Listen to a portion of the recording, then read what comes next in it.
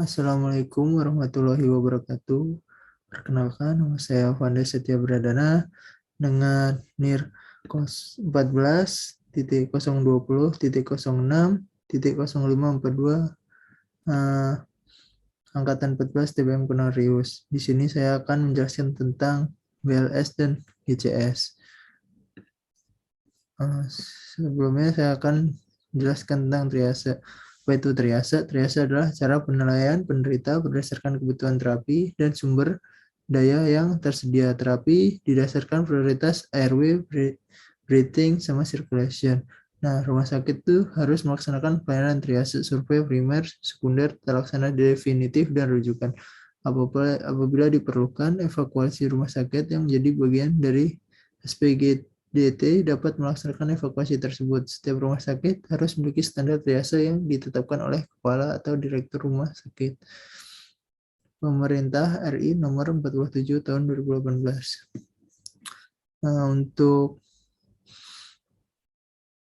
yang pertama itu, prioritas pertama itu warna merah kode 1. Untuk kategori prioritas pertama, pengobatan. Untuk kondisinya itu memerlukan pengobatan dengan segera karena dalam kondisi yang sangat kritis, yaitu tersumbatnya jalan napas, dyspnea, pendarahan, shock, hilang kesadaran. Untuk yang kedua itu ada warna kuning, kodenya 2, biasanya bisa menunggu pengobatan. Nah, pengobatan pada korban ini dapat ditunda untuk beberapa jam dan tidak dapat berpengaruh terhadap nyawanya atau TTV stabil. Untuk yang ketiga itu ada warna hijau, yaitu kodenya 3. Kategori ringan itu kondisinya mayoritas korbannya itu yang dapat berjalan sendiri. Untuk yang terakhir itu ada prioritas 4 warna hitam atau kode 0, yaitu sudah meninggal atau tidak dapat diselamatkan. Kondisinya itu korban sudah meninggal atau tanda-tanda kehidupannya itu sudah hilang. Untuk triase itu merupakan proses khusus memilah pasien berdasarkan beratnya cedera atau penyakit untuk menentukan jenis penanganan atau intervensi kegawat daruratan. Triase juga tidak disertai tindakan atau intervensi medis. Nah, prinsip triase itu berlaku sistem prioritas, yaitu penentuan atau penyeleksian mana yang harus didahulukan mengenai penanganan yang mengacu pada tingkat ancaman jiwa yang timbul. Untuk prosedurnya triase menurut Permenkes RI nomor 47 tahun 2018, yang pertama itu pasien datang diterima tenaga kesehatan di IGD rumah sakit. Di ruang triase dilakukan pemeriksaan singkat dan cepat untuk menentukan derajat kedaruratan oleh tenaga kesehatan dengan cara menilai tanda vital atau kondisi umum pasien, menilai kebutuhan medis, menilai kemungkinan bertahan hidup, menilai bantuan yang memungkinkan, dan memprioritaskan. Nah, pasien dibedakan menurut kedaruratan dengan memberi kode warna. Untuk kode kategori merah itu prioritas pertama area resusitasi, pasien cedera berat mengancam jiwa yang memungkinkan besar dapat hidup bila ditolong segera. Pasien kategori merah dapat langsung diberikan tindakan di ruang resusitasi. Untuk kategori kuning itu prioritas kedua area tindakan, pasien itu memerlukan tindakan definitif, tidak ada ancaman jiwa segera. Pasien dengan kategori kuning yang memerlukan tindakan medis lebih lanjut dapat dipindahkan ke ruang observasi. Nah, untuk kategori hijau itu prioritas ketiga area observasi, pasien dengan cedera minimal dapat berjalan dan menolong diri sendiri atau mencari pertolongan. Untuk pasien dengan kategori hijau ini dapat dipindahkan ke rawat jalan. Yang kategori hitam, prioritas 0 pasien itu meninggal atau cedera fatal yang jelas dan tidak mungkin diresusitasi. Pasien di kategori hitam dapat langsung dipindahkan ke kamar jenazah. Nah, untuk penilaian GCS, untuk penilaian GCS itu penilaiannya ada 3. Ada E, verbal, sama motorik. Untuk E itu nilai 1 itu tidak bisa membuka mata, nilai 2 buka mata terhadap nyeri, nilainya 3 buka mata terhadap suara, dan nilai 4 buka mata untuk spontan. Untuk verbalnya itu yang nilai untuk 1 tidak ada respon, 2 itu hanya suara mengerang, 3 kata-kata, 4 bicara mengacau, 5 bicara biasa.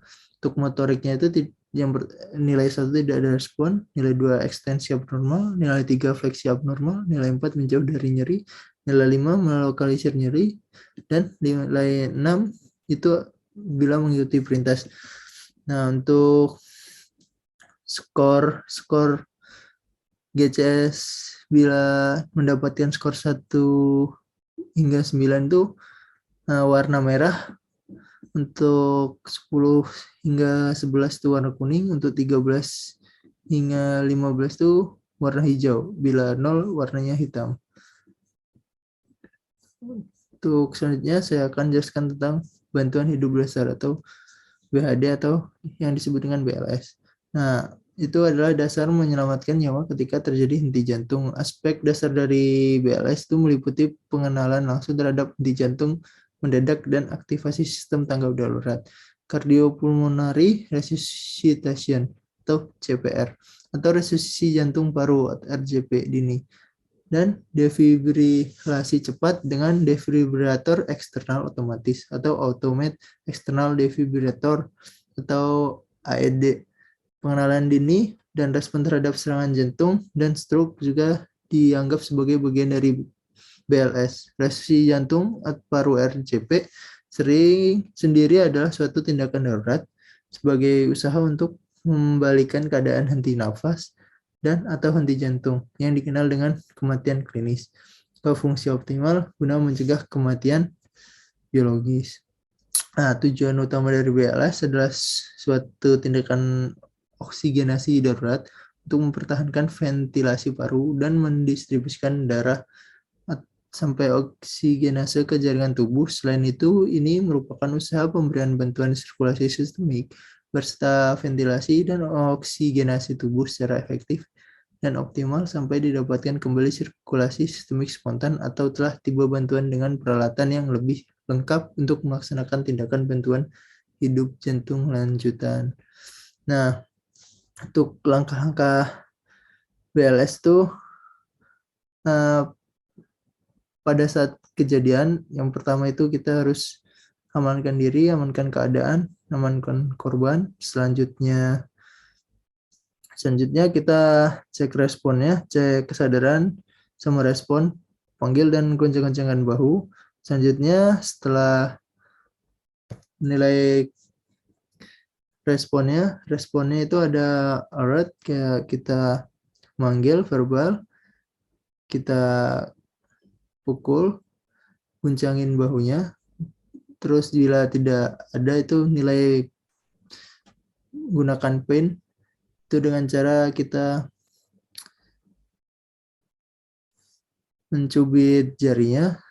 Kalau tidak ada itu unresponsive. Nah, untuk selanjutnya kita bisa mencari bantuan, itu panggil ambulan, nelpon ambulan itu dengan nelpon 118. Terus kemudian sebutkan ID penelpon, lokasi, apa yang terjadi, sejumlah korban, sama keadaan korban, apa yang sudah dilakukan, dan informasi penting lainnya. Selanjutnya kita lakukan CAB. CAB itu apa? Sirkulasi, breathing, dan airway. Nah, sirkulasi itu sendiri kita cek otomatis. Jika tidak teraba, lakukan kompresi setengah bagian bawah osternum sebanyak 30 kali. Kecepatan minimalnya itu 100 kali per menit. Kedalaman minimalnya 5 cm pada dewasa, sepertiga anterolateral pada bayi atau anak, dan minimal itu interupsi serta tiap kompresi pastikan dada recoil kembali mengembang dengan sempurna. Nah, untuk kompresi itu caranya, kompresi dada itu letakkan pangkal telapak tangan di pertengahan bawah tulang dada, letakkan tangan yang lain di atas punggungnya, tangan dan satunya jari-jari boleh di kepala atau dibuka. Kompresinya itu lajunya 100 kali per menit, kedalaman 4-5 cm, kompresi konstan, diselingi relaksasi, jika mungkin bergantian kompresi setiap 2 menit. Nah, untuk selanjutnya itu airway. Airway itu bebaskan jalan nafas dengan head tilts atau kepala ditengadakan dan chin lift, dagu diangkat supaya lidah tidak menutup jalan nafas. Nah, jika dicurigakan patah leher, dilakukan jaw thrust atau membuka rahang tanpa mengandalkan kepala. Selanjutnya, yang terakhir ada breathing, yaitu beri 2 bantuan nafas dan sekali tiupan tidak lebih dari 1 detik untuk menghindari hiperventilasi. Tutup hidung pasien saat memberi nafas dari mulut ke mulut. Pastikan dada itu mengembang saat nafas ditiupkan, bukan perut. Untuk cara nafas buatan itu pencet hidung korban. Penolong itu tarik nafas normal, bibir penolong ditutupi mulut korban dengan erat, tiupkan udara nafasnya itu sampai dada korban terangkat. Terus 1 tiupan itu 1 detik. Biarkan dada korban mengempis spontan, terus ulangi.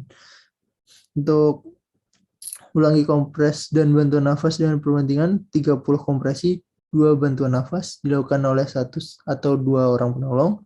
Evaluasinya bisa dilakukan minimal setelah 2 menit, 5 siklus dalam waktu yang tidak lebih dari 10 detik. Evaluasi untuk mengecek apakah nadi pasien sudah teraba. Lanjutkan BHP, terus setelah itu periksa apakah tanda-tanda sirkulasi ada, kayak seperti bergerak, bernapas, batuk, atau yang lain-lain. Nah, selanjutnya bila RJP dapat dihentikan jika denyut sudah teraba dan pasien sudah kembali bernafas spontan, atau jika penolong kelelahan atau keluarga menolak dilakukan resusitasi, atau dokter sudah menyatakan pasien sudah meninggal dunia. Jika korban mulai bernafas normal lagi, tempatkan dalam posisi recovery. Nah, untuk posisi recovery itu yaitu yang pertama, tangan kanan dia angkat ke atas, tangan kiri ke samping wajah, terus kaki kiri ditekuk sedikit, terus dimiringkan.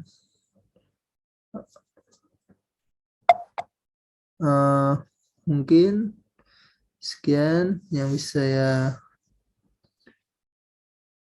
berikan, semoga bermanfaat. Wassalamualaikum warahmatullahi wabarakatuh.